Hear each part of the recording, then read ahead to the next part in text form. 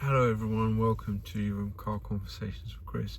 It's me, Chris Ward, your wonderful host, author of such fantastic books as the Tube Rider series, the Slim Hardy Mysteries as Jack Bent, and the Delightful Christmas series of CP Ward, and more, lots and lots more. In fact, so many that if I had a big stack of them like in my hands, my arms would probably be aching significantly. I'm coming to you for today from the absolutely delightful surroundings of the 7-Eleven car park outside my today's job, and behind me the sun is going down, so I've stopped a little bit earlier than I was going to make sure that I film this before it gets dark. It's going to be a little bit more freeform than even my videos usually are. As anyone that's watched more than one will know, they tend to be a little bit rambly, but that's mostly because I'm learning on the job about how to bang on in front of a camera in a way that people actually want to pay attention. Eventually, hopefully we'll get there. But what I wanted to talk about today, it's like nothing much to do with writing, although actually saying that it could be absolutely about anything, and that is about the same thing that a billion other much better produced videos have probably talked about, and that is having a positive mindset. And I was thinking about this today because I'm surrounded by, I work with quite a few, and there's, in my personal life, there's quite a lot of negativity around me, and sometimes I find this kind of frustrating because I'm a very positive person, and or I try to be. A big truck just pulled in next to me, hopefully thinks I'm talking to my twin brother who looks and acts exactly like I do when we're on the phone together. I'm not I'm sort of doing all right in life. I'm not I'm in my mid-40s. I'm not rich, I'm not super successful, obviously I am pretty good looking, but that's of course a relative thing. Sorry, I couldn't resist putting that in there. I'm more or less healthy, I'm doing all right in life, but you could also turn it around and say like this: I'm in my mid-40s, I drive a car that has 180 1,000 k on the clock, as rusty as all hell. I'm going bold, look at it, I'm going bold. I've got a backache, got terrible backache at the moment because I've got a marathon next weekend, and I went a little bit hard in practice last weekend. At the same time, I caught a cold, which I'm more or less over, but I haven't been feeling all that great this week, so I could moan about that. I've had another busy day. I've been getting dumped on at work with extra stuff that isn't technically my responsibility, and my house is old, and so if I wanted to twist it around, I could say all sorts of miserable, negative things about my life and about the way that my lifestyle and everything, but life is when you get to my age, I'm probably about half done. I'm hoping I'm sort of holding out. I want to get to the big 100 if I can. That would be kind of cool, but I'm probably about half done. And if I'm realistic about it, my best years in terms of like without having to do anything, my best natural years are probably behind me. However, I think that's a pretty rubbish way to think about stuff. I think it's very, very important. I started reading this book yesterday. It was talking about the difference between a set mindset and a growth mindset. And I've got a total growth mindset, or most of the time I was playing concentration with my daughter the other day, and she was whopping my butt, and I was thinking, oh yeah, I'm getting old, I just can't you know, like I can't concentrate on this game, I can't do it anymore, my brain's not good enough. And then I was at work and we're playing concentration with the kids, and like the kids were winning. I'm thinking like, screw you, I'm going to kick your butt, I'm going to win this damn game. And I didn't. I nearly did. I came second, I think, you know, but it was because I was concentrating, I was trying, I was making an effort. And yesterday I got my guitar out, and I'm in a band. We're called Steampunk Unicorn, like us out. I'm in 2 music videos on YouTube with at least 200 views. And you know, I'm not a great guitar player, but I got my guitar out yesterday and I was having a little jam while the daughter was watching TV. And I was like getting well into it, and I was thinking, I'm rocking out pretty well here, this sounds good. And I was just thinking to myself, like, age is not a barrier to improving. You can still get better without actually, you know, it doesn't matter how old you are, you can still improve. I mean, there's certain things you're probably not going to be able to do. I'm probably not going to be able to do the high jump, you know, but I wasn't able to do the high jump when I was 15. But within reason, you know, you can do an awful lot of things that you know, you can improve a lot of things you might not think you're capable of improving at. You know, for example, I took up drawing, you know, and I bought this sketchbook. I've not shown anyone this, you know, and like, I'm not very good at drawing, but I've been trying a little bit, doing some stuff, you know, using YouTube videos. And here's like a little picture of a mountain that I drew the other day. You can see that there. And I won't show you the cat, because that was, and there's a flower that I drew the other day. There's a picture of a flower. And I mean, it's not great, but I mean, you should have seen how I drew them when I was a kid, you know. And then I started drawing a turtle, but I had to go to work. There's a picture of my turtle, it's not finished. And I'm learning this just from literally looking up YouTube videos. I go on YouTube, I put in how to draw and then I scroll down until I see something interesting. And it's not that difficult, you know. I was watching another video about how it was saying that, you know, a lot of people seem to believe that everything we do comes from a talent that you got given when you're born. My phone's jogging a little bit, there we go, so you can see the sunset. And that is not necessarily true. You can learn most things. Some people are born with a genetic aptitude or ability for, you know, certain things that other people can't do. For example, I'm 6 foot and a little bit. You know, if I was 6'8", I'd probably be capable of being a better basketball player. You know, I'm rubbish at basketball, but then I don't really like basketball, so it doesn't really matter. I'm not a fan. But I'm doing a half marathon this weekend. This is my 4th, if you include the half of an actual marathon that I did without finishing the whole thing. This will be my 4th of the year. This is probably the first time, I think, that I've ever done 4 races in a year. I think the best before that was 2. You know, and again, I'll remind you, I'm 46 years old. You know, I'm probably not going to beat my best ever time, but the fact that until this year I hadn't run a race since before Corona, which was 2009, and I had all sorts of back problems through the first 2 races. I started doing some different stretches after the second one, and that's really sorted me out. For the last sort of 6 to 8 weeks I've got in some proper decent practice.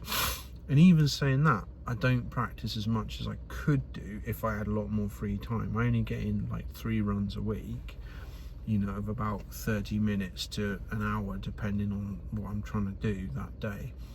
And, you know, and it's quite possible, fingers crossed, that, you know, I'll be able to beat my previous time by 3 or 4 or 5 minutes. And, you know, I'm probably as fit as I've been in 20 years. My physical fitness is probably comparable to when I was about 25, which is not to say, the hell is that? Oh, it's the car's auto. The truck beside me is reversing. You know, it's got a auto sound thing that tells you it's coming back. Gave me a little bit of a little bit of a shock there. So, you know, what I'm trying to say is that try and be positive about things. Just because you're not good at it now doesn't mean you can't improve at it. Doesn't mean you can become significantly better at anything. pretty much any age. I mean, you know, obviously, let's be realistic. If I'm 90, it's going to be difficult for me to run a half marathon in under 2 hours, just because like I'm not going to be physically capable of it. But within reason, you know, I could say I'm in the prime of my life, you know, more or less, you know. And I imagine a hell of a lot of people that have got these negativity issues are way younger than I am, you know. And you need to be positive about things and put a positive spin on everything, and always be like, oh yeah, how can I improve the situation, or look for the good things. Like I'm an assistant English teacher, which means I'm supposed to team teach with another teacher in the room. This is what I do by day. I do my books by night and early morning, and 9 times out of 10, the teacher I teach with just treats my lesson as their little freebie, sit around at the back, or don't even show up lesson, and they do absolutely nothing to help me. You know, when they're supposed to be leading the class, that's what we're told by our management. You know, but you know, our management do not communicate this to the people we work with. So you know, 9 times out of 10, I teach the entire class while some clown wanders around at the back of the room or doesn't show up. I mean, you know, I'm not going to like stereotype. Some of them are great, some of them are really good, but you know, an awful lot of people that I've talked with have been really difficult and not helpful at all. But you know, and quite a lot of the time, because I'm so busy, because I'm getting absolutely slammed with classes, I have to repeat the same activities all the time, because you know, I just do not have time to make constant new material. You know, the management seems to think we have like 10 hours for every actual 1 hour that we have. You know, it just isn't realistic. But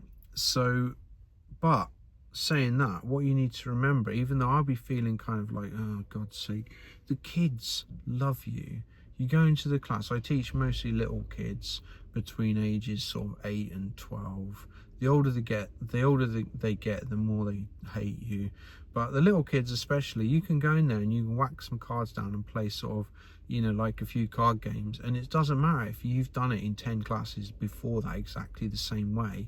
You know, when you see that class in particular, that's new for them. It's something they've not done, or not done for a month or whatever since you last rolled it out, you know, in the last unit of the textbook. And for them it's new, and for them it's fresh, and they're loving it and they're really happy, even if inside you're feeling like, oh, I'm repeating the same material, I'm not you know, this is boring for me. It might be boring for me, but it's not boring for them. They're really enjoying it, because they've probably had 5 other classes that day that were dull as anything, really boring, just textbook, you know, whatever, different subjects, because my lessons are the best.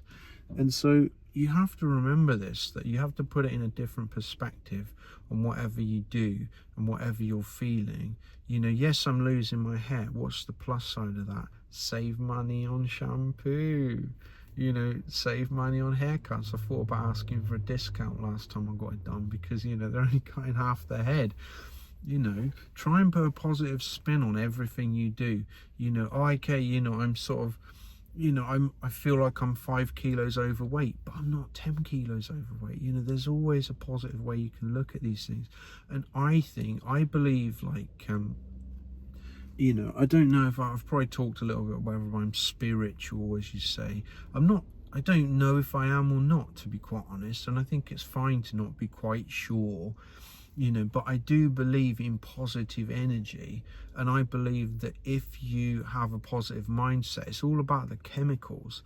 It's firing off the right chemicals in your brain, and it's affecting your body in a positive way. You know, if you're happy about something, you're putting a good spin on it, you're doing your best to sort of, you know, feel good about the way you are. I just think that, you know, you're going to feel better physically, even if science hasn't quite figured out how or whatever, you know, because you're firing off the right chemicals in your brain, And, you know, if your brain feels good, the rest of you is probably going to feel good as well, you know. So just always try and look on the bright side. I know it's very easy to say if you've got trouble in your life or you've got problems, you know, always, but if you, wherever you can, you know, especially for little stuff, like, you know, I'm annoyed because I showed up to work and they, you know, forgot to tell me the school was closed or whatever, you know. Been there, done that a few times, you know. Try and sort of twist everything. Think about, well, it could be worse, but, you know, is it really that bad? Is it that big a deal that you need to get upset about it? And that you need to, say, put your negative feelings onto someone else and then ruin their day?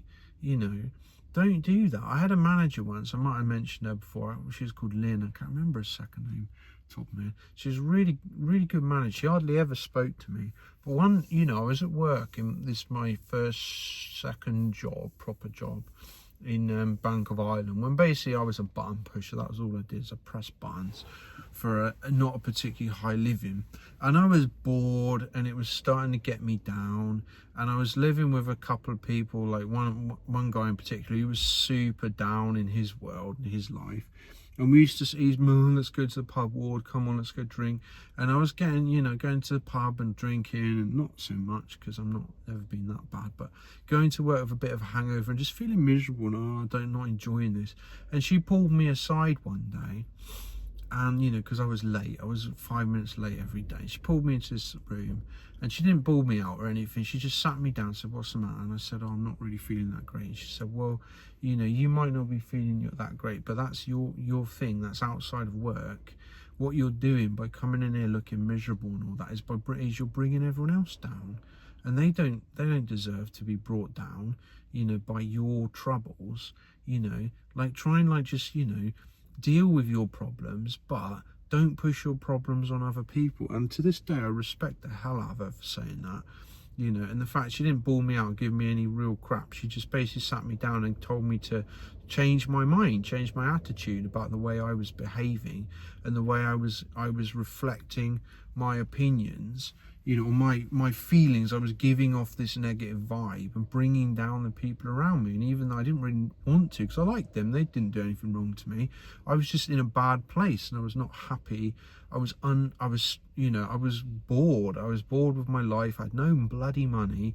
I was, you know, life was going nowhere. I was having this big fallout after I finished university, and I just was like, just not feeling great. But those people I worked with didn't deserve it. And I, like, from that day on, I just pulled myself together. I started showing up bang on time, 10-15 minutes early, and that's something I do to this day. I'm always early, unless an external factor like someone whining at me or causing trouble or a traffic accident makes me late. I am never late if I'm in control of the situation. I'm always 10-15 minutes early every single day. And I always try and give off the right feelings. It doesn't always happen. It's not always possible, because some days you just, you slip back. You sort of, you know, you forget about it, or someone annoys you and you kind of feel you have to have a word, you know, because they've done something that's, you know, caused trouble for you, you know. But most of the time, people don't let your negativity affect people that have done absolutely nothing to you, and of course, you know, nothing to do with it, you know. And don't, like, say, if I'm in a bad mood because of something the management has done or said, I don't go and shout at the kids. The kids are there waiting to play some game. They're, oh, come on, Chris, teacher's here, let's do some, you know, we're going to do something. I go, shut up, you little punks, you know. That's you know, well, they haven't done anything wrong. If I want to, you know, get off my chest, say it to the person who's caused the trouble, you know. So anyway, I'm wintering and I want to get on because I'm getting cold, because it's freezing. We had snow this morning, a little bit up on the hills. So just try and be positive in your life and try and look on the bright side. It's such a cliche to say it, but it's so true, because if you look on the bright side and you try and see the good thing, the good side of any situation, then it will just generally affect you and in a good way. And over time, the good ways will build up, and, you know, you'll probably feel an awful lot better about yourself. So anyway, I'll leave it there now because I'm cold and I'm going to get some coffee. So thank you if you have listened to this video. No one subscribes, so just be the first one. Go on, click that button, and you know, whatever. I'll talk to you again in another video soon.